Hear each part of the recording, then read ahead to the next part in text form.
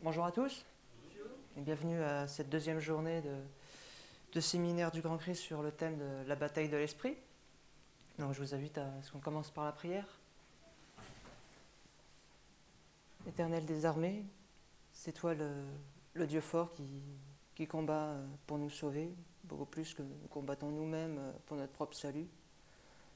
Souvent, c'est vrai que les professeurs à l'école peuvent nous dire qu'eux, ils ont déjà leur diplôme, ils ont déjà passé leur examen. Et donc, dans l'absolu, si nous ne l'avons pas, c'est pas trop leur problème. Mais pourtant, toi, tu as beau être dans ton ciel, tu te bats beaucoup plus que nous pour notre salut et notre rédemption. Et nous voudrions te remercier pour cela. Tu sais quel combat ça engage dans les esprits de chaque personne. Tu sais aussi qu'il y a toujours qu'un reste qui est fidèle, malheureusement. Mais c'est toujours par une question de choix de chaque individu. Et nous voudrions, s'il te plaît, venir à tes pieds, ô Jésus, et te demander ta grâce et la direction de ton Saint-Esprit pour comprendre jour après jour mieux ce concept du fait que nous sommes vraiment dans une bataille et que ça arrête d'être juste une information, mais beaucoup plus prenant dans nos vies. Et que tu puisses enfin gagner cette bataille dans notre tête, parce qu'à chaque fois que nous péchons, c'est toujours une souffrance qu'on t'occasionne, Père Céleste. Puisses-tu être avec nos esprits et nous garder. Bien sûr que, comme à chaque fois, ce ne soit pas la personne qui parle qui soit regardée, mais que rien ne fasse obstacle à ta parole et que tout ce qui soit dit puisse être de manière à te glorifier.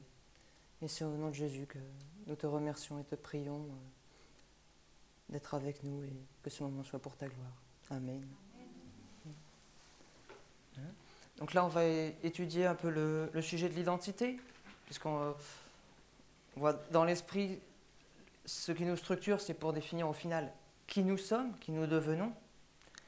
Et donc, on va commencer avec certains principes qui sont relativement connus, mais qu'il faudrait quand même voir aussi établis dans la Bible. Donc on va voir que l'identité, elle nous vient déjà de nos parents, c'est eux qui nous donnent un nom, c'est eux qui nous éduquent. D'ailleurs, Madame Moët aussi explique, si vous regardez, le Grand Christ a toute une série sur la véritable éducation avec la famille Greenwood qu'il a fait, et là-dedans on a des explications. On voit aussi que le comportement de la mère durant la grossesse est plus important que le comportement après pour l'impact sur l'enfant. Donc on a un héritage au niveau des parents, et Dieu nous donne notre instruction, et on sait, les choses révélées sont pour qui? À nous et à nos enfants, et les choses cachées sont à l'Éternel, mais c'est pour faire quoi? Parce que les choses cachées sont à Dieu, et les choses révélées sont pour nous et nos enfants, mais c'est dans quel but? Si vous reprenez le texte, pour mettre en pratique toutes les choses qui sont écrites dans cette loi, et qu'il y a un but. Quand Dieu révèle quelque chose, c'est pas pour notre connaissance, c'est qu'il y a un but, réappliquer la loi de Dieu en nous. Donc le premier texte que je vous propose, c'est Exode 3, versets 13 à 15. Donc, Exode 3, 13 à 15. Moïse dit à Dieu, « J'irai donc vers les enfants d'Israël et je leur dirai, le Dieu de vos pères, » donc on voit toujours le côté de la filiation, « m'envoie vers vous, mais s'il me demande quel est son nom, que répondrai-je » Dieu dit à Moïse, « Je suis celui qui est. » Donc là, on a le fameux, donc le grand « je suis ». Et il ajouta, « C'est ainsi que tu répondras aux enfants d'Israël. C'est celui qui est m'envoie vers vous. » Dieu dit encore à Moïse, « Tu parleras ainsi aux enfants d'Israël. L'Éternel, le Dieu de vos pères, le Dieu d'Abraham, le Dieu d'Isaac et le Dieu de Jacob, m'envoie vers vous. Voilà mon nom pour l'éternité. Voilà mon nom de génération en génération. » On voit encore la filiation, puisque Abraham était appelé à sortir de Chaldée. Ensuite, il y a eu un choix entre Isaac et Ismaël, et entre Jacob et Ésaü. Donc il y a toujours les deux filiations, les deux parentés, les deux modèles d'éducation qui sont présentés à chaque fois. Donc on pourra continuer maintenant dans Romains 10.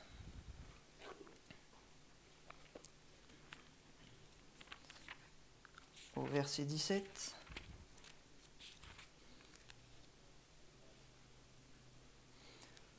par rapport au côté de l'instruction, donc c'est Dieu notre Père qui est l'enseignant. Ainsi la foi, dont on connaît l'importance, enfin en théorie, ainsi la foi vient de ce qu'on entend, et ce qu'on entend vient de la parole de Dieu. Et on continuera directement dans Proverbes,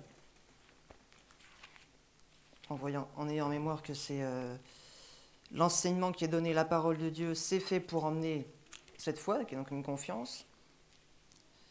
Donc,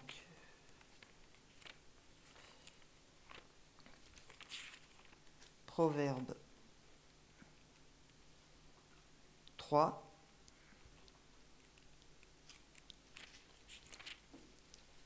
Versets 1 et 2.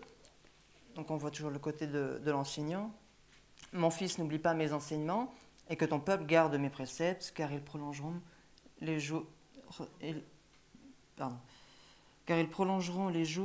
et les années de ta vie. On m'a dit que j'ai dû faire une erreur dans le premier verset. Et que ton cœur garde mes préceptes. Puis on a dans la... On peut tourner... Enfin, moi c'est dans la page d'après, au chapitre 4, versets 1 à 6. On retrouve ce côté perpétuel de l'enseignement de la parole de Dieu qui est donné dans un but bien précis.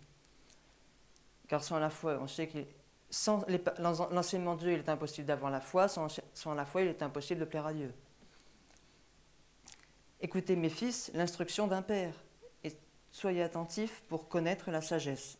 Car je vous donne de bons conseils, ne rejetez pas mon enseignement. Donc il donne son exemple. J'étais un fils pour mon père, un fils tendre et unique auprès de ma mère. Il m'instruisait alors et me disait que ton cœur retienne mes paroles. Observe mes préceptes et tu vivras. Acquiert la sagesse, acquiert l'intelligence. N'oublie pas les paroles de ma bouche et ne t'en détourne pas. Ne l'abandonne pas et elle te gardera. Aime-la et elle te protégera. Déjà une chose qui est aussi importante, c'est de voir bien sûr l'éducateur et donc toujours le parent. Donc c'est-à-dire si quelqu'un d'autre éduque, il devient par voie de fait le parent. Donc on voit bien sûr ici l'instruction est basée sur la parole de Dieu, comme Manuela nous l'a présenté hier. Donc les parents, ils donnent l'information, une information qui va être dans la tête. Toutes les informations qu'on a, on va les accumuler et on va raisonner à partir des informations qu'on a. Et la connaissance n'est pas toujours utilisée dans la bonne voie. Si on prend Colossiens 2,8,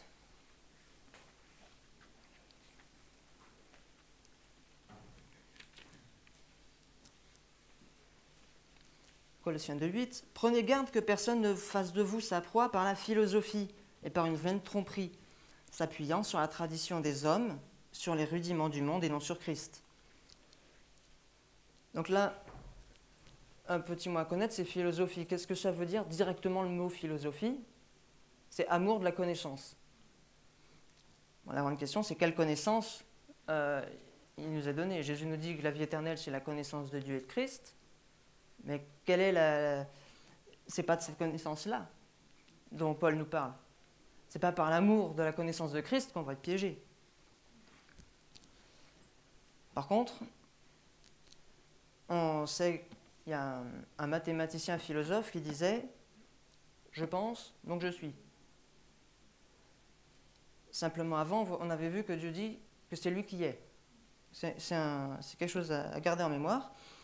Parce qu'une fois que l'homme se met à penser, à avoir sa propre pensée, il se dit « ça y est, je suis quelque chose ». Si je ne suis pas, si ce n'est pas moi qui vis, mais Christ qui vit en moi, je n'existe plus. Mais dès que ce n'est plus la pensée de Dieu, dès que c'est moi qui pense, ça y est, je suis quelqu'un. Donc, oui, donc lorsqu'on connaît Galates 2,20, justement, où on a cette idée, non pas moi qui vis, mais Christ qui vit en moi. Donc on pourra passer directement à Philippiens 2, qui est un texte à connaître par cœur, on pourrait dire.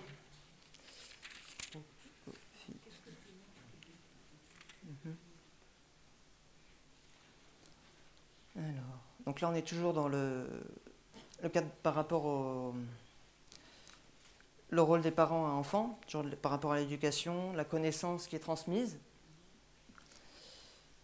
Donc Philippiens 2, 5 à 6.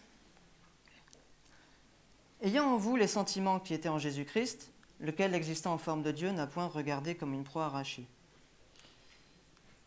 Donc, on a toujours cette idée, d'ailleurs c'est aussi intéressant quand on le voit en anglais, c'est laisser cet esprit, donc c'est toujours cette façon de penser, les pensées qui étaient en Christ, qu'elles soient en nous.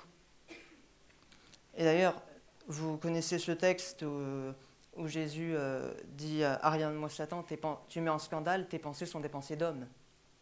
Ben, c'est exactement le même mot ici, en pensée. Le mot pensée, si on regarde, si vous avez une concordance Strong, vous pouvez voir que c'est le même mot en grec.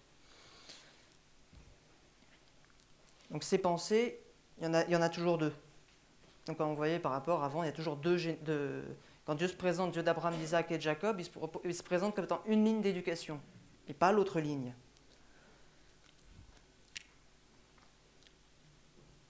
Donc on a vu que la foi vient de la parole de Dieu, donc cette éducation, et il y a un principe du doute, sur lequel on n'est pas censé appliquer la méthode du doute. Or le doute, c'est aussi une chose très importante pour la réflexion humaine. Douter de la parole des hommes, ce n'est pas forcément un souci, mais douter de la parole de Dieu, là, ça devient très grave. Parce que si on regarde une pensée qu'on a dans la tête, c'est une parole. Elle est muette, mais c'est une parole. Mais la parole, on sait que c'est Christ. Et Christ, c'est aussi celui dont il est dit dans Genèse 3,15, c'est la semence qui vient, qui va être mise dans la femme.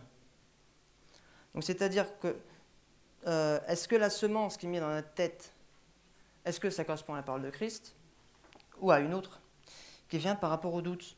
Et ça, on peut le voir facilement dans Genèse 3, on peut y aller. Je vais essayer de ne pas m'attarder sur cette partie. Ouais, le serpent était le plus rusé. Oui, le verset 1. Merci. Genèse 3, verset 1. Ouais, le serpent, il était le plus rusé. Donc pour faute de temps, on ne lira pas forcément l'entièreté de chaque texte. Mais on voit déjà, le rusé, c'est une caractéristique physique, morale ou intellectuelle? Parce que là, c'est le côté de l'intelligence. Ouais, c'est vous savez, l'homme qui commence à réfléchir, qui commence à questionner. Et pour elle, si vous voyez, par exemple, quand Madame White parle de la chute d'Ève, elle se disait, tiens, c'est parce qu'il a mangé du fruit qu'il a eu cette connaissance. Donc, on veut toujours chercher cette connaissance. Mais c'est quoi l'amour de la connaissance? C'est la philosophie. Non pas Christ qui pense, mais moi qui pense, moi qui suis. Donc on peut retrouver donc, le terme de connaissance à différents endroits. Et donc c'était précieux pour ouvrir l'intelligence, d'après Ève. Donc dès l'Éden, on voit la méthode du doute, commencer à douter de la parole de Dieu. Donc douter de l'éducation qu'il a donnée. Et là, alors il y a quelques concepts assez intéressants à voir aussi, c'est que par le doute, on arrive à un changement de pensée, donc c'est un changement de parole. Or, si on sait que la parole, c'est Christ, c'est-à-dire que quelque part, on a l'esprit de l'antéchrist en nous à ce moment-là. Parce que la prophétie, elle n'est pas là pour pointer des gens, pour se dire l'antéchrist, c'est le vilain, c'est le méchant, et puis pour nous, c'est... Le but de Adam et Ève, quand ils ont péché, ils ont eu la démarche de chercher qui est le coupable, qui est l'accusateur, qui c'est le fautif. C'est l'autre, toujours l'autre. Donc, quand Dieu, dans sa parole, il nous parle, il n'est pas là pour nous dire, voilà, c'est la faute de l'antéchrist ou d'un tel ou un tel ou un tel. Il n'est pas là pour... c'est pas lui l'accusateur.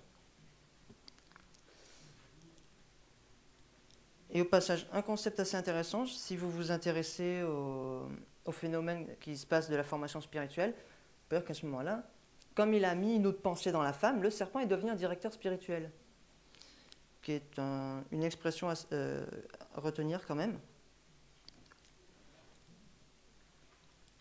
Donc par rapport au fait qu'il y a toute une éducation, on peut voir donc les pensées correspondant à Christ qui sont mises dans les mauvaises pensées ont emmené que la femme était stérile. Elle ne pouvait plus avoir donc les bonnes pensées. C'était impossible. Et donc il fallait que Christ, qui est la vraie parole, revienne dans l'Église pour apporter le salut. Donc le salut, c'est par la réintroduction de la parole. Et je crois que c'était Luther justement qui en parlait. Dans la tragédie des siècles, il y a un réformateur qui en parle. Une vraie école, c'est forcément basé. Elle consulte forcément la parole de Dieu, sinon ça n'en vaut vraiment pas la peine. Et d'ailleurs, on voit dans Genèse 3, verset 4, l'enseignement du serpent, il conduit à quoi? À vous ne mourrez pas. On a la doctrine du spiritisme qui vient après. Donc, ça, on n'ira pas forcément le voir, mais on voit dans Genèse 13, 5, Dieu qui est Père, qui change le nom d'Abraham. Dans Genèse 4, 26, Adam qui donne le nom à Seth, simplement pour montrer que c'est le Père, ce sont les parents qui donnent le nom, qui donnent une identité. Parce que c'est eux qui donnent l'instruction aussi. Donc on peut trouver cet ordre d'éduquer. On n'aura pas forcément pour le temps aller voir ces versets dans Deutéronome 4.9 et Proverbe 22.6. C'est un ordre que Dieu donne de transmettre de génération en génération l'instruction qu'il a donnée. Et par rapport au nom, là où c'est intéressant, comme il y a toujours les deux voix, à Babel, ils se sont rassemblés pour se faire un nom. Donc une autre identité. Donc le point à voir, c'est qu'on a deux schémas de pensée. Deux schémas de pensée pour la femme. On a vu Ève, correspondant à l'Église, c'est la femme. Donc il y a deux pensées qui bataillent. Donc une pensée, c'est une parole, c'est Christ. Et on a les deux pensées, la pensée chrétienne, la pensée antichrétienne. On va aller voir Proverbe 7, versets 1 à 5. Donc Proverbe 7, versets 1 à 5. « Mon fils, retiens mes paroles et garde avec toi mes préceptes. Observe mes préceptes et tu vivras. Garde mes enseignements comme la prunelle de tes yeux. Lis-les sur tes doigts, écris-la sur la table de ton cœur. Dis à la sagesse, tu es ma sœur, et appelle l'intelligence ton amie, pour qu'elle te préserve de la femme étrangère, de l'étrangère qui emploie des paroles doucereuses. » Donc là où c'est intéressant, c'est la femme. Une femme, c'est celle qui porte les enfants, donc c'est celle qui porte la parole. Et donc la femme étrangère, elle va emmener une autre parole, qui n'est pas la parole de Christ. Et justement, si vous avez vu l'enseignement sur les églises, vous voyez Jézabel qui se dit prophétesse. Elle emmène un autre enseignement. Dieu, il éduque avec l'école des prophètes. Et les prophètes, ils jouent un rôle d'enseignement, mais qui est faux. Et donc on voit, il y a deux... Regarde, Dieu, il fait l'original, et il y a une contrefaçon. On a deux systèmes de pensée, deux méthodes de contemplation. Contempler Christ. Quand on parle dans l'adventisme de contempler Christ, ça n'a rien à voir avec la contemplation du spiritisme. Pour la prière, c'est pareil. On a la prière de Dieu et la prière contemplative. On a deux modes de spiritualité complètement différents. Et c'est pour ça qu'on a deux enseignements opposés. Donc une autre pensée, un autre enseignement, ça implique un système d'éducation, ça implique des professeurs. On voit pour nous, on a Dieu qui est Père. On a vu Jésus, il a dit, vous avez pour père le diable. On voit que Christ est la parole. Donc à l'opposé de Christ, on trouve ce qu'on dirait être l'antichrist, mais qui va beaucoup plus loin que simplement une entité personnelle. Puisque c'est donc l'anti-parole, Christ étant la parole, la fausse doctrine. Et le Saint-Esprit qui est notre instructeur, on trouve donc les faux professeurs. Il y a des faux parents aussi. Donc c'est dans Jean 8, 44 qu'on voit que le diable est un père. Alors, et sachant qu'on se rappelle, la foi vient de la parole qu'on entend. Or, dans Hébreux 12, au verset 2, on voit Christ, il est le consommateur de notre foi. Si on va... alors on prendra l'un des deux, Éphésiens 5, 23. Parce que souvent ce sont des concepts qui ont été déjà présentés et qu'il faut toujours rassembler. Donc Éphésiens 5, 23. Puisque en fait le sujet quand on parle de deux systèmes d'éducation, on parle de l'éducation de Léa et de Rachel, de Agar et Sarah. Donc en fait là le sujet de la bataille de l'esprit, c'est le sujet de 2520 aussi. Mais simplement on le voit pas forcément comme ça, mais tous les séminaires c'est toujours la même chose en fait. C'est toujours la même chose, puisque l'image gravée sur la table du cœur, savez, la loi était d'abord gravée sur les tables de pierre, puis dans le cœur. Là, c'est pareil. La vision de Christ doit être d'abord sur des tables, et à la fin de l'adventisme, enfin je veux dire à la fin de l'adventisme, quand Christ arrive à la conclusion de son ministère, c'est dans le cœur que l'image de Christ elle doit être, pas simplement sur du papier. Donc Éphésiens 5,23, car le mari est le chef de la femme, comme le Christ est le chef de l'Église, qui est son corps et dont il est le sauveur. Alors, ce qui est aussi intéressant, c'est de connaître que le mot chef, c'est le mot tête. Pas pour rien que parfois on parle de couvre-chef ou de capital. C'est la même racine, c'est toujours le mot tête. Or, on pense avec les pieds? Non, on pense avec la tête. Les pensées, elles ne sont pas censées être... elles ne viennent pas du corps, elles ne viennent pas de la femme, enfin de l'Église, elles viennent de Christ. Donc on voit deux têtes qui combattent. Donc si on voit l'Église, c'est le corps, c'est l'assemblée. Donc il y a deux puissances qui se battent pour être à la tête de l'assemblée. Je ne sais pas si vous voyez à quoi je fais allusion. Quand le diable il veut monter du côté du nord pour être à la tête de l'assemblée. Donc on peut dire que c'est la grande controverse en effet entre Christ et Satan ce sujet. C'est un corps, mais il y a une tête de trop. Enfin, il y a deux têtes qui combattent. Donc ce sujet, bien sûr, donc, je disais, il est vaste.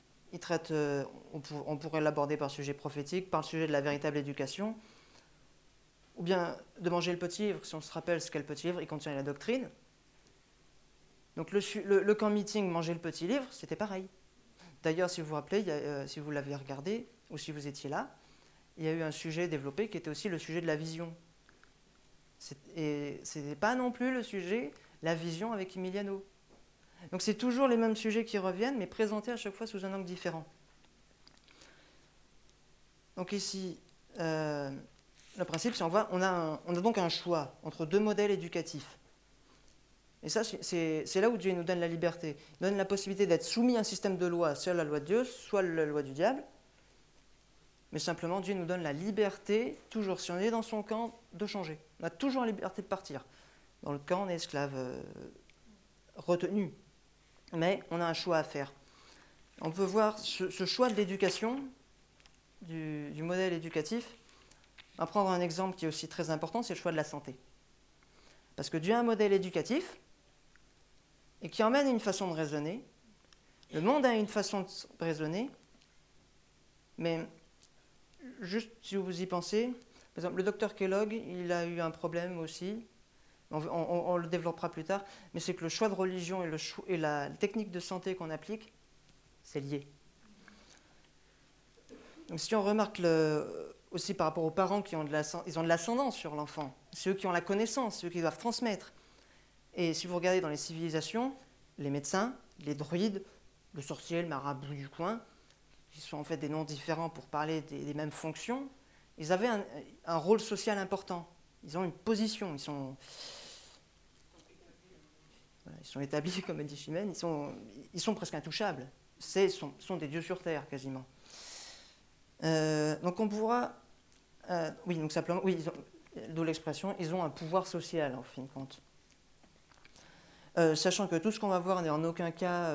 l'objectif n'est en aucun cas de critiquer ni les médecins, ni forcément la médecine, ni d'aller pour l'instant à l'encontre, d'inviter qui que ce soit à changer de traitement. C'est pas ça le point de cette présentation. C'est de regarder par rapport au fait qu'il y a deux modèles éducatifs. Si on veut regarder par rapport aux médicaments, qu'est-ce que Dieu en pense? Moi, je veux bien, j'ai un diaporama, une quarantaine de diapos. Il faudra d'autres présentations pour faire ces sujets-là. Donc, on va commencer avec une première citation qu'on trouve dans Tempérance chrétienne, page 172.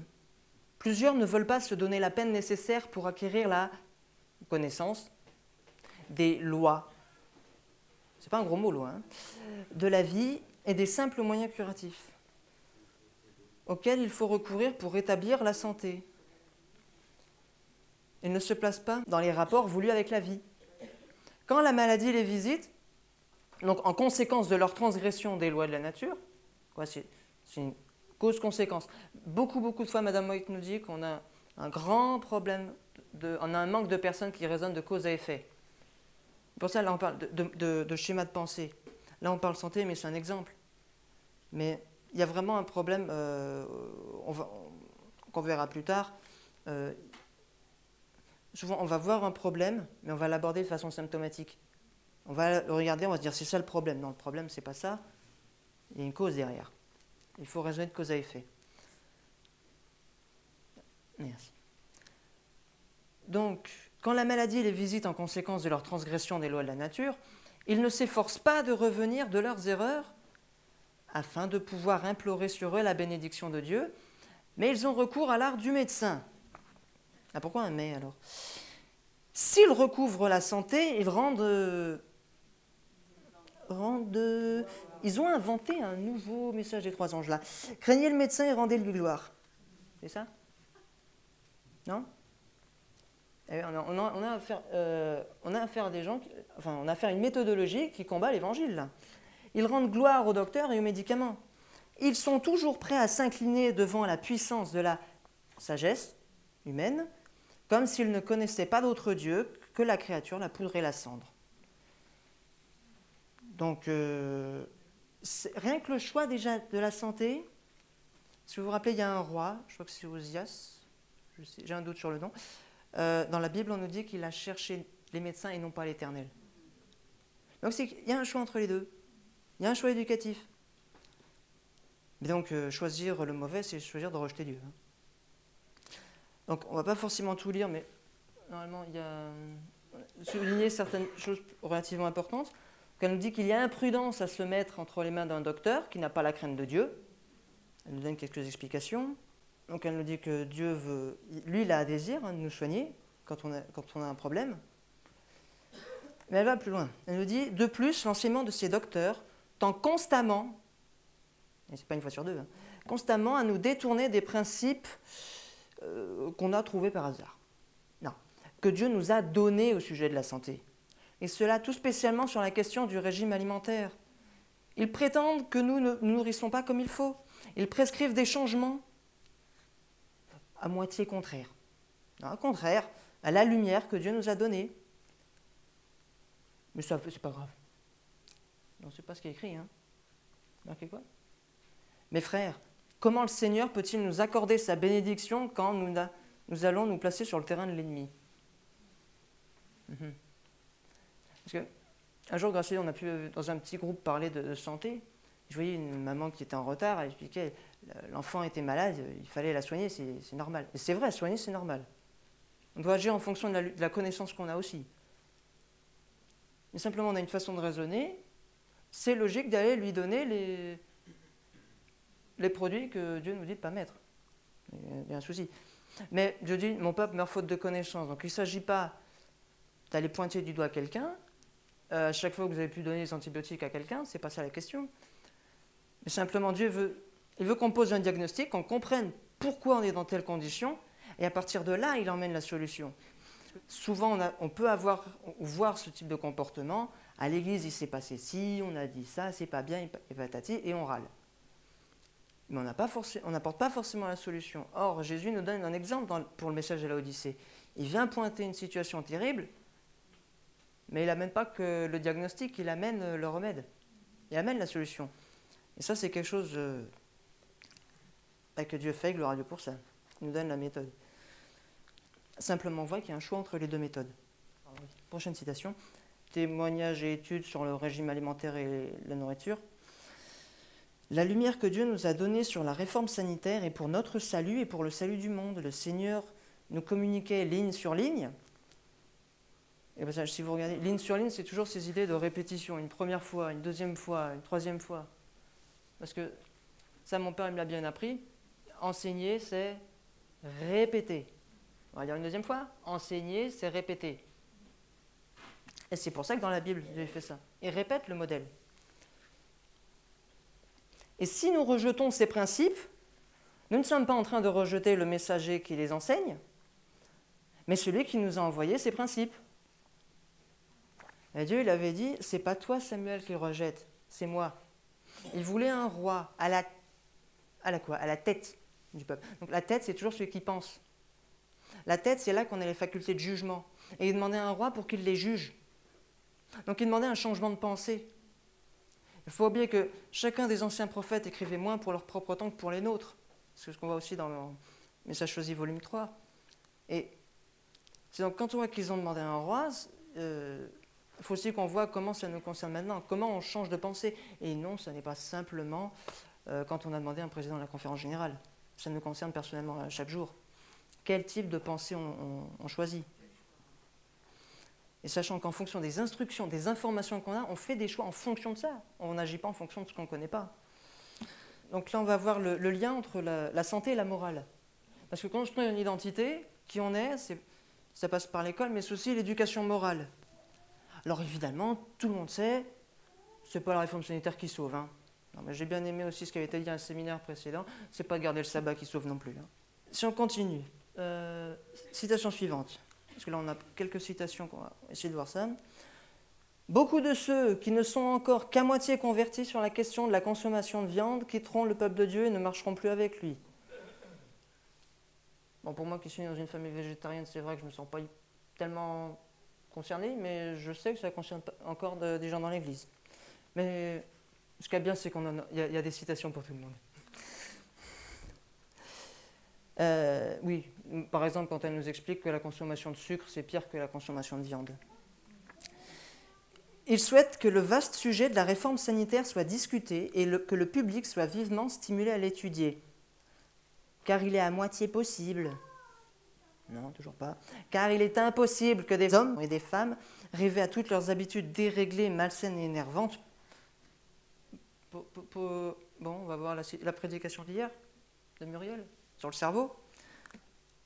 Il est impossible qu'ils puissent discerner la vérité sacrée par laquelle ils doivent être sanctifiés, affinés, ennoblis et préparés à figurer dans la société des anges célestes, dans le royaume de gloire. Non, la réforme sanitaire, c'est pas important. C'est pire, c'est plus. Continuons. Quiconque se détourne de la lumière dans un domaine durcit son cœur pour rejeter la lumière en d'autres domaines. Moins important. Quiconque manque à ses obligations morales en matière de régime alimentaire et d'habillement, merci aussi l'habillement, parce que la réforme sanitaire, c'est pas que la nutrition, prépare la voie à la transgression des ordres de Dieu au sujet des intérêts commerciaux. Non, c'est marqué quoi? Éternel. Au niveau des intérêts éternels. Et je ne sais pas si vous avez remarqué que ce schéma, il se retrouve dans l'Église adventiste. Est-ce que vous savez en quelle année le message de la réforme sanitaire a été donné pour la première fois à Madame White? 1963. 1800. Oui, pardon, je mélange toujours souvent pour les dizaines. 1863, c'est aussi l'année de la fondation de l'Église. Il y a beaucoup de choses qui se passent à ce moment-là, aussi la troisième carte de James White, il y a plein de choses. Mais elle a donné un message de santé qui aura été rejeté.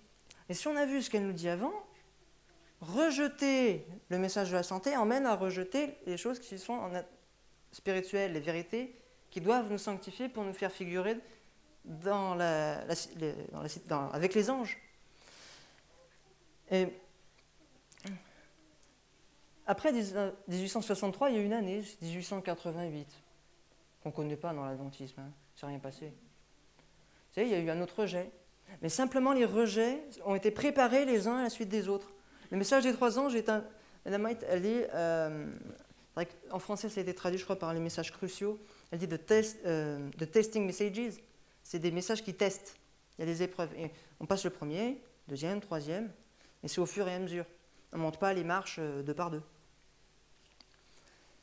Donc là, le rejet de la réforme sanitaire de façon collective,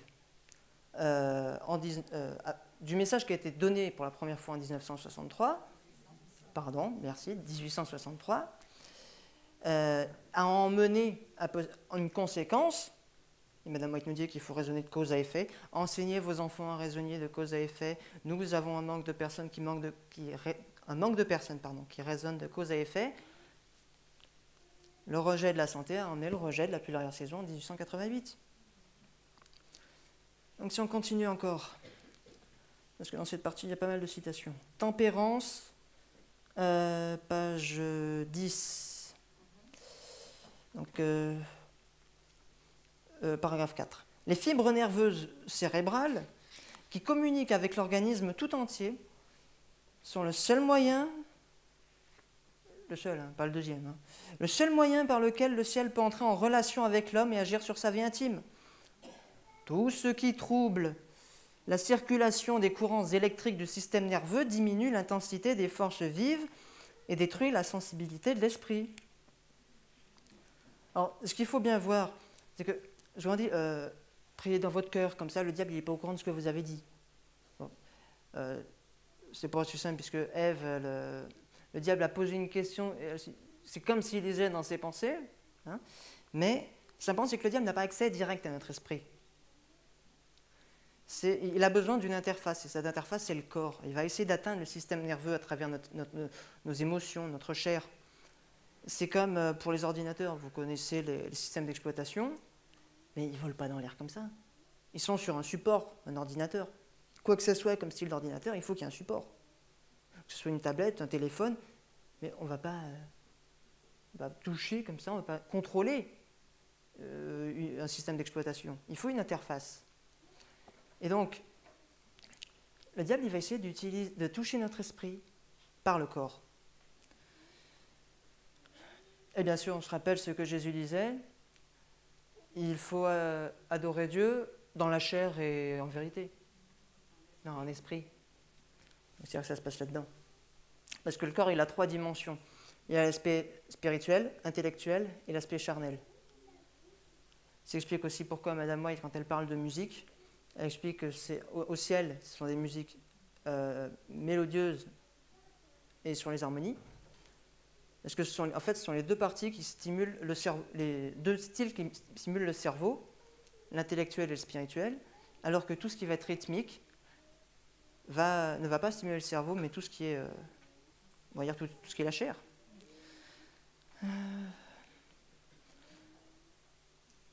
Donc il y a un choix d'adoration aussi là-dedans. Et bien sûr, là, je vous invite dans ce cas-là à vous renseigner sur les domaines de la musique. C'est tout un programme, sachant que si vous vous rappelez le séminaire La Désolation de Jérusalem, il y a peut-être l'époque où il y avait les hippies, il y a aussi une chose, il y a la contre-révolution culturelle qui se met en place, et vous avez la musique qui a été utilisée à fond. En gros, il y a nous qui pouvons penser que la musique c'est neutre, c'est les paroles qui comptent, mais pour tous les grands de la musique, les paroles, c'est quasiment rien. Le grand truc important, c'est la musique. D'un grand groupe des Rolling Stones, il disait qu'en gros, il était convaincu qu'il fallait kidnapper les enfants des parents, mais qu'il n'entendait pas le faire de façon physique, mais de façon à changer leur système de valeurs. Et c'est par la musique que ça passe. Mais ça, c'est tout autre chose. Mais c'est pour dire que le diable passe par la chair. Pour ça qu'on voit, c'est tout ce que Mme White nous dit sur l'importance de la réforme sanitaire. Donc on va prendre la citation suivante, Tempérance, page 10, paragraphe 3. L'intempérance sous toutes ses formes émousse les perceptions et affaiblit la vigueur du cerveau. Là, elle ne dit pas la viande, c'est l'intempérance. À tel point qu'il n'apprécie plus les valeurs éternelles et les place au niveau des choses terrestres. Les facultés supérieures de l'esprit, destinées à des fins élevées, deviennent les esclaves des passions les plus viles.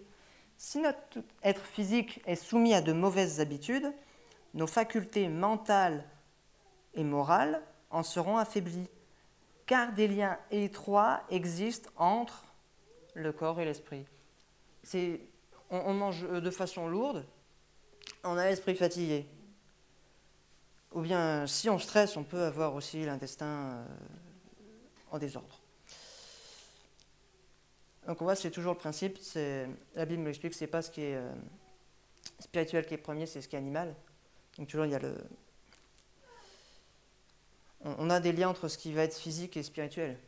Les deux se combinent. Comment dire ?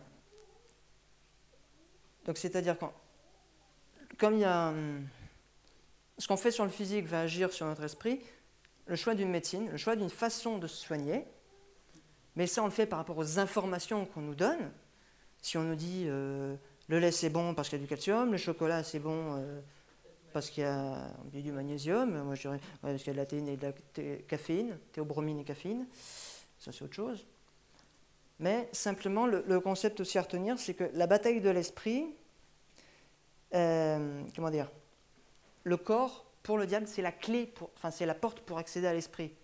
Et si on ne comprend pas ça, la bataille de l'esprit, c'est impossible à la gagner. Impossible. Et ça, on va voir ça tout de suite. 3 citations à la chaîne de Tempérance. Page 11 à 12. Dans sa première révolte, Satan fut en conflit avec le gouvernement de Dieu. Le succès qu'il remporta en Éden lorsqu'il tenta Adam et Ève et introduisit le péché dans le monde encouragea ce rusé adversaire. On trouve rusé, encore l'intellectuel.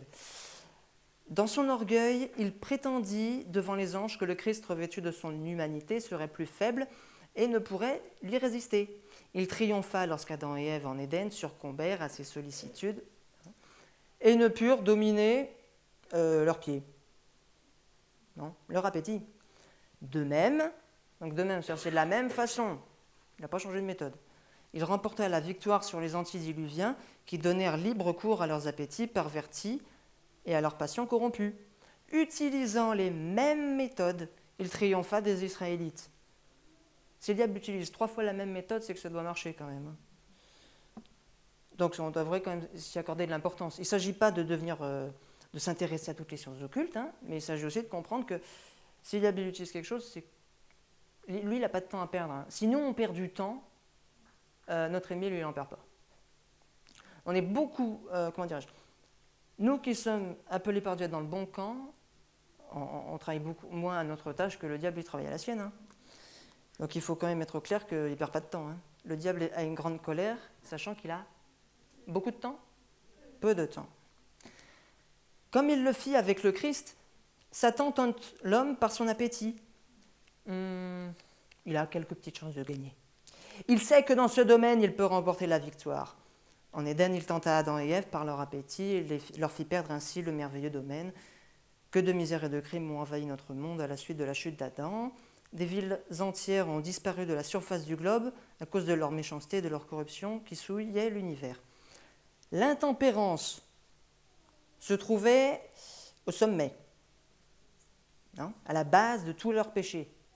Donc, si vous supprimez les bases, il reste quoi, un bâtiment? Il s'écroule. Si on supprime la tempérance, qu'est-ce qui reste à leur péché? Un château de cartes qui s'effondre. L'appétit donne à Satan le contrôle, toujours d'être tout entier. Des milliers de personnes qui auraient pu continuer à vivre sont mortes prématurément. Le corps et l'esprit brisés, elles possédaient de nombreux talents, mais elles le sacrifièrent à tous leurs appétits et s'adonnèrent à l'intempérance. Satan se réjouit lorsqu'il voit que la famille humaine s'enfonce de plus en plus dans la souffrance et la misère. Il sait, est-ce que nous le savons, que lorsqu'on a de mauvaises habitudes et un corps malade, on ne peut pas servir Dieu avec autant d'ardeur, de persévérance et de zèle que lorsqu'on est en bonne santé. Un corps malade affecte encore le cerveau. C'est grâce à notre esprit que nous entrons en contact avec Dieu. Donc on retrouve cet enseignement. Madame White répète. Dieu répète. L'enseignement. C'est pour ça qu'il est notre Père. Il répète. C'est pour ça qu'il nous instruit. La tête est la partie la plus importante du corps. Satan triomphe au spectacle de son œuvre destructrice, car en poussant l'homme à céder à ses habitudes désastreuses pour lui et pour autrui, il dérobe à Dieu l'hommage qui lui est dû. Et on retrouve encore le message du premier ange, craignez Dieu, donnez-lui gloire. Donc on trouve encore la contrefaçon entre les deux systèmes d'éducation. Comment, par un mauvais système de santé, on en arrive à combattre le message du premier ange.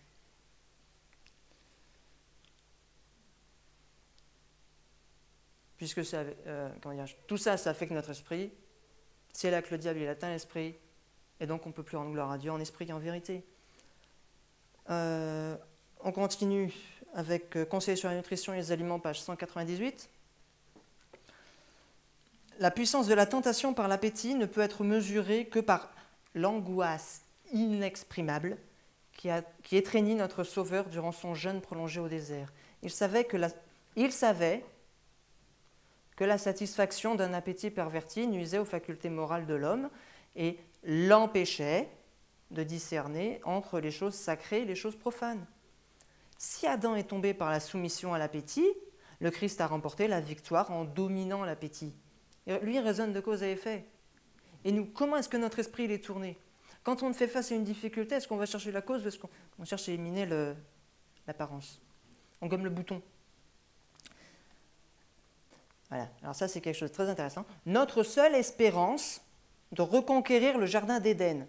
Si on faisait un petit exercice, on ne vous donne pas la citation, on vous dit notre seule espérance de reconquérir le jardin d'Éden, terminez la phrase. Est-ce que vous attendriez, est-ce que vous sortiriez ça? Réside dans une parfaite maîtrise de soi. Si le pouvoir de l'appétit sur l'espèce humaine a été considérable, qu'il a contraint le Fils de Dieu à jeûner en sa faveur pendant près de 6 semaines, quelle tâche le chrétien n'a-t-il pas à accomplir? Ah oui, parce qu'on doit vaincre comme Christ a vaincu. Toutefois, quelque sévère que soit l'épreuve, la victoire est certaine pour celui qui se confie en cette puissance divine qui a résisté aux plus rudes assauts de Satan. Il recevra finalement la couronne de gloire dans le royaume de Dieu. Et quand Madame White dit « notre seule espérance », ce n'est pas qu'ici qu'elle le dit. Elle le dit à d'autres endroits, que notre seul espoir réside dans le contrôle de soi. Et c'est dans le contexte de l'appétit. On a vu hier que l'appétit, ce n'est pas simplement tout ce qui touche la nutrition, mais elle dit vraiment c'est notre seul espoir, ça passe par là. Donc c'est-à-dire que notre seul espoir du salut en Jésus, ça passe aussi par là, c'est un tout. Or, pour vaincre comme Christ a vaincu, il a commencé au début du travail. Il n'a pas pris au milieu, il a pris au début, et ça passait par l'alimentaire. C'est pas pour rien que le message du premier ange, donc, craignez Dieu et rendez-lui gloire, passe par l'alimentation. C'est le premier ange, c'est pas le 4e, 5e. Oui, donc là, on va continuer avec le même livre, page 67.3. Alors, là, on va voir vraiment, il y a un conflit. Il y a un conflit entre les médecins et Dieu. Il ne s'agit pas pour nous là de combattre l'ordre des médecins, on n'est pas là pour ça, mais de voir quelle est la méthode de Dieu, et qu'il y a 2 systèmes d'éducation. Un défi au médecin consciencieux. Le médecin qui a le courage, pourquoi faudrait-il du courage, de mettre sa réputation en péril, en éclairant l'entendement de ses patients avec des faits simples qui révèlent la nature de la maladie et la façon de la prévenir, qui attirent l'attention sur le danger que présentent les médicaments. Ben voilà un truc là. Aura une tâche difficile à accomplir, mais il vivra et fera vivre les autres. S'il est partisan de la réforme sanitaire, il parlera clairement des appétits malsains, de leur satisfaction néfaste, de la façon de préparer la nourriture, de manger, de boire, du surmenage, et de son retentissement sur le caractère et les facultés physiques et morales. De sages habitudes pratiquées avec la persévérance feront disparaître la cause de la maladie et les médicaments seront inutiles. Donc là, on retrouve encore le concept de la cause. Mais simplement ici, et on voit, il y a un conflit entre Dieu et les médecins au niveau de la méthodologie. Donc au niveau de l'information qui est donnée. Si Dieu lui donne une information, le médecin il va dire non, c'est pas vrai. Dieu a-t-il réellement dit? Le médecin n'est pas forcément au courant que Dieu existe. Mais simplement, est-ce que, quand nous on se dit, on va mettre le petit, quand il sera grand, il fera médecin. On se dit, ah c'est bien. Et, quand il sera grand, il ira dans la méthode que Dieu n'a pas choisie. C'est ça réussir sa vie? Et ça, c'est réussir sa vie. Ben, moi, je l'ai raté. Hein. Et je suis bien content de l'avoir raté alors. Donc, on va utiliser Oui, petite précision en plus, parce qu'il y a des concepts bien posés. Donc c'est 2 paroles, on est toujours au niveau de l'éducation, du père qui transmet la parole, pour l'éducation, pour nous forger une identité, qui on est, comment on raisonne. Donc il y a la parole de Dieu, et en opposition, la prescription, en gros, la parole du médecin. Et qu'est-ce qu'on croit? Parce que la foi vient des choses qu'on entend. Donc là, on va faire une transition. On continue un petit peu sur le domaine de la santé, mais là, c'est pour faire ça fait une transition.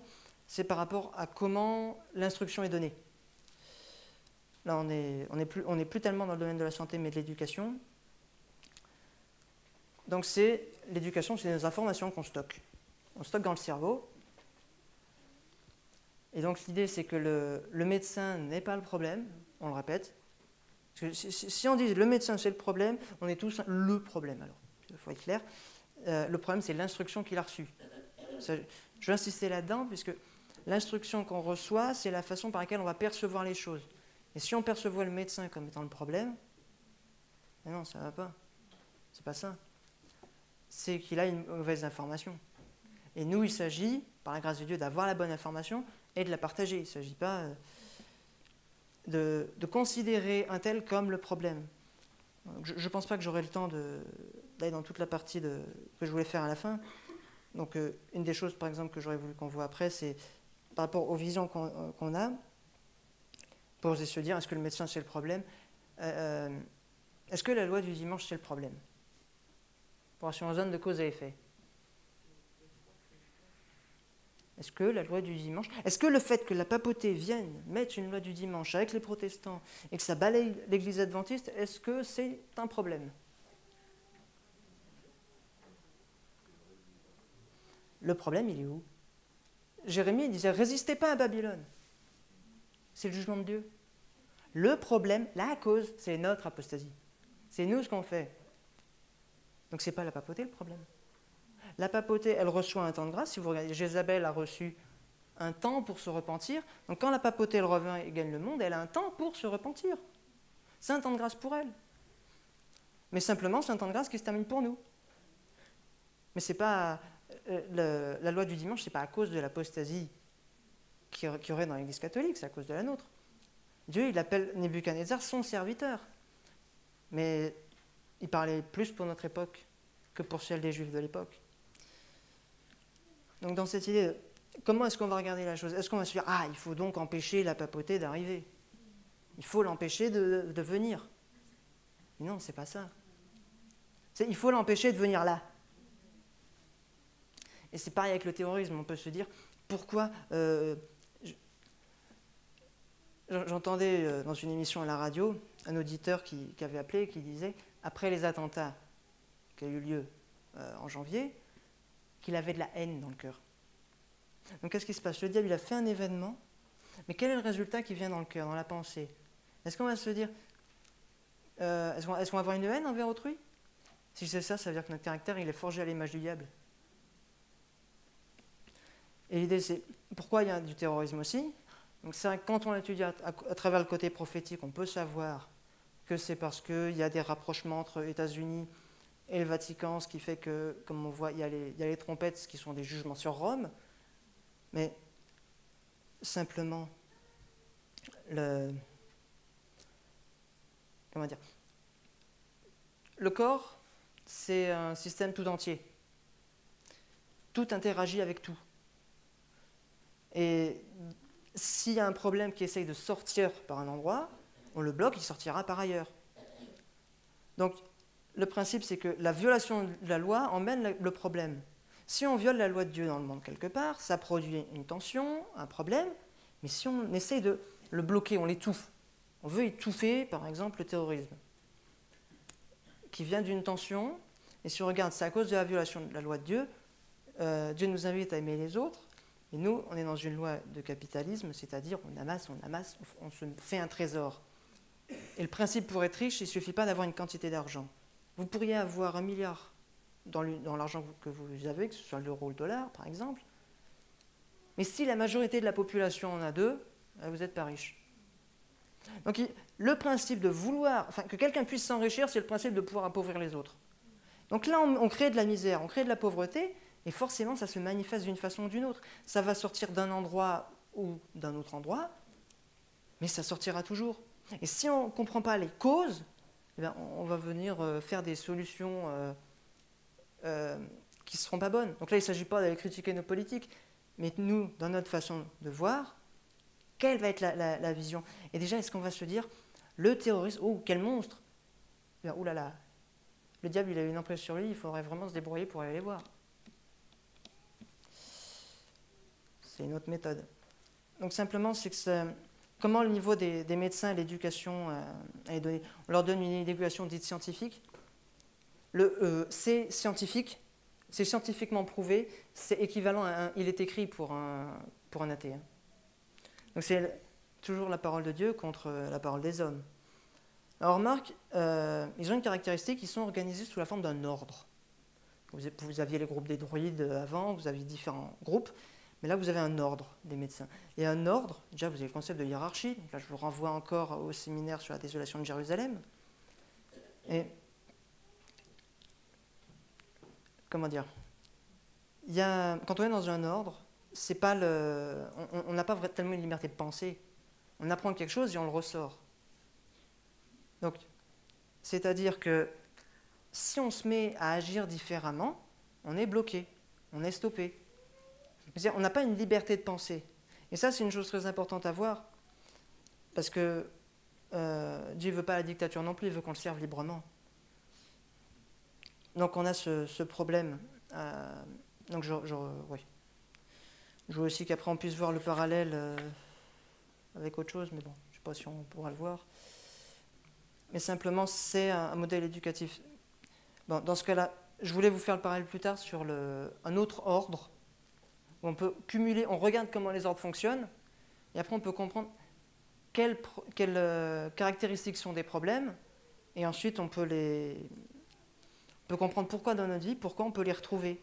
Par exemple, le problème de la réflexion, on peut se dire, en effet, c'est un problème de ne pas réfléchir. On va se dire, à l'armée, on envoie des gens pour qu'ils soient rééduqués. Et on se dit, c'est un bon centre de rééducation. Et c'est vrai qu'ils peuvent ressortir moins pire qu'ils y sont allés. Mais pour avoir appris, obéir ne pense pas. Bon, c'est très caricatural, sachant qu'on leur apprend aussi un peu à réfléchir, mais suivant un système qui ne correspond pas à ce que Dieu donne comme étant la véritable éducation. Donc on a toujours cette guerre des deux éducations, et nous, quelle est notre guerre? Est-ce qu'on va se dire ça c'est bon, alors que Dieu l'appelle mauvais? Donc je pense qu'on va... Oui, il y a un principe important, c'est, bien sûr, puisqu'ils font des grosses études, il faut aussi maintenir la masse dans l'ignorance. Et si vous regardez la comparaison avec l'ordre jésuite, par exemple, mais ça c'est le Moyen-Âge en général, on enlève la Bible au peuple. Parce qu'il ne faut pas qu'il y ait la connaissance. Quand le diable a dit « vous aurez la connaissance », c'est pour devenir comme Dieu. Devenir un Dieu par la connaissance. C'est pour ça qu'on se met à faire des bacs plus 7. Donc on étudie donc pour avoir la connaissance, le pouvoir, un prestige. Et tout ça pourquoi? Pour comprendre, pour avoir de la connaissance, pour comprendre le fonctionnement du corps humain. On va prendre la citation qui suit, le Message choisi, volume 2. Alors, attention. L'idéal, donc, c'est enfin d'employer les drogues. Alors, les drogues, je précise juste une chose, c'est que Madame White, donc, étant américaine, employait le mot drugs pour parler des médicaments. C'est le même mot. Médicaments et drogue, c'est vraiment la même chose. Enfin, je veux dire dans l'anglais. Quand vous aurez bien compris, pas moi dire, bien compris la physiologie, vous prescrirez beaucoup moins de drogue ou médicaments, et vous finirez par vous en passer tout à fait.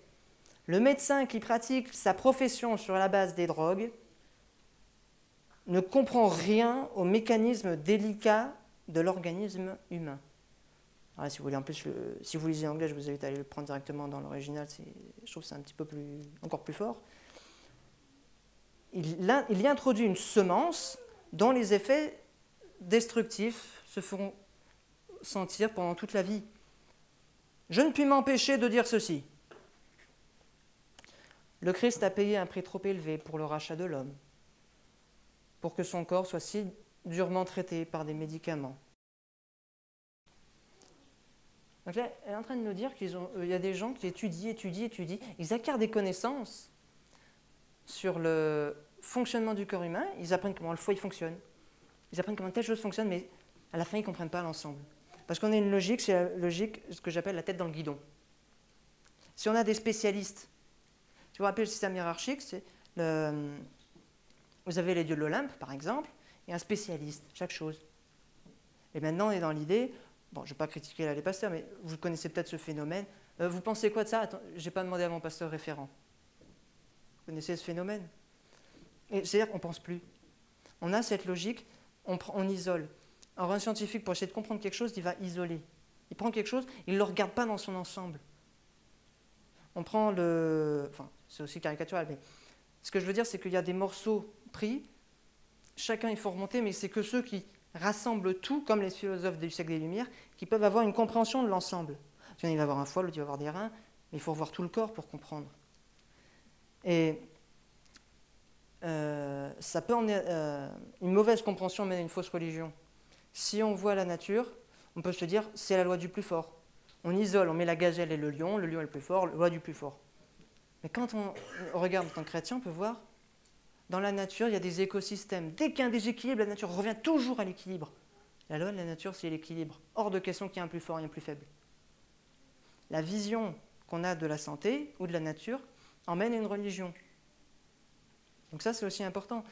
Ouais, le choix du mode de santé emmène à un mode religieux. Et c'est ce qui malheureusement est arrivé au siècle de Dr Kellogg, qui a étudié avec un disciple de Mesmer, qui a fait le mesmérisme.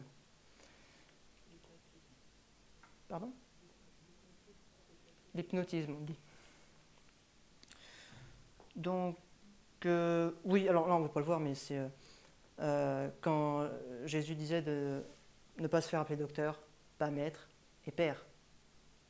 On voit ça dans Matthieu 23, versets 7 à 12. Donc simplement, je conclurai...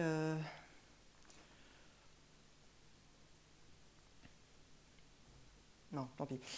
On va simplement terminer avec le proverbe 23:7, pardon.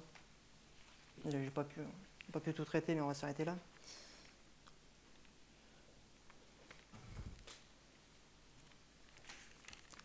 Sachant que toute cette structure de l'identité, on reçoit des informations d'un système éducatif, parents, télé, tout ce qui vient autour de nous. Rien que le simple fait de lire un texte, on reçoit une information qu'on engrange.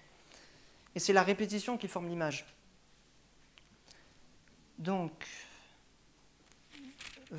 Proverbe 23, verset 7. Donc, car il est tel que sont les pensées de son âme. Et je m'arrêterai là. Donc simplement le principe c'est on est ce qu'on pense. Si on pense vrai, on est vrai. Mais si on est faux, on est faux. Si on a un raisonnement faux, c'est carrément toute notre vision, tout notre être, qui on est, qui devient faux. Si ce qu'on croit c'est le mensonge, on devient mensonge. Mais c'est qui le père du mensonge? Et ça, ce sont des pensées qui ont été mises en nous. Donc les pensées et des paroles. Et Christ est le Fils du Père, et vous avez les mauvaises pensées, enfin les mensonges qui sont on va dire les antichrists du diable. Donc il y a tout un équilibre, toutes ces pensées, et bon, il y avait d'autres choses pour voir le phénomène de répétition, comment chaque pensée, à force d'être répétée, imprègne énormément le cerveau.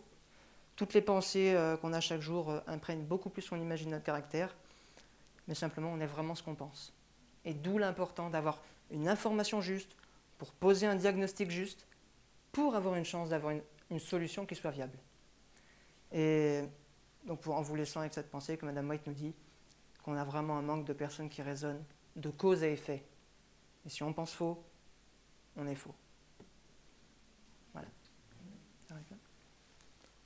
Et bien sûr, si on pense vrai, c'est mieux. Bien entendu. Je vous invite à la prière pour terminer. Notre Dieu, notre Père, merci et gloire à toi de nous permettre d'avoir un moment justement, le temps de quelques jours pour penser à toi davantage. Mais s'il te plaît, qu'après tout ce séminaire, tu puisses toujours occuper le centre de nos pensées, car c'est ce qui occupe le plus nos pensées qui nous imprégnera le plus. Et tu nous dis dans ta parole certaines choses, comme ta parole est au fond de mon cœur. Tu nous dis de graver ton enseignement sur la table de notre cœur. Tu nous donnes beaucoup d'informations et merci Père, parce que tu as une patience extrêmement grande. On pourrait presque dire illimitée, puisque tu vas jusqu'à ce que l'homme ne veuille plus changer de camp. Tu nous emmènes jusqu'au bout et tu te bats énormément pour notre salut.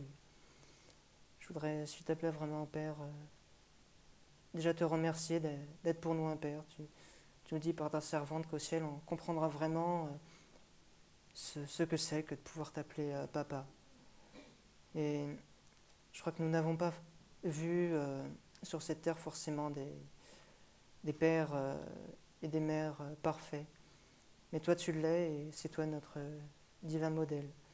Malgré le fait que nous ne soyons pas parfaits, puisses-tu, s'il te plaît, au Père, nous faire progresser chaque jour dans ta connaissance et ne pas s'arrêter à voir des pères et des mères imparfaits qui ont tel défaut et donc critiquer, tomber dans le jugement, parce que c'est s'élever soi-même, c'est toujours le problème de l'orgueil personnel. Puisses-tu vraiment, Père, changer nos pensées, c'est quelque chose de très dur, parce que ça demande de renier des choses auxquelles on croit. Il y a beaucoup de personnes aussi pour lesquelles le sujet de la santé est un sujet tellement sensible, mais je suis certain qu'on a vraiment tous des sujets qui sont sensibles et pour lesquels tu batailles. Et merci Père parce que tu combats. Et puisses-tu, ô Père, trôner en effet dans notre esprit et que nous puissions t'adorer en esprit et en vérité, car c'est là les adorateurs que tu demandes. Et c'est en Jésus que nous te prions et te réclamons ceci, s'il te plaît. Amen.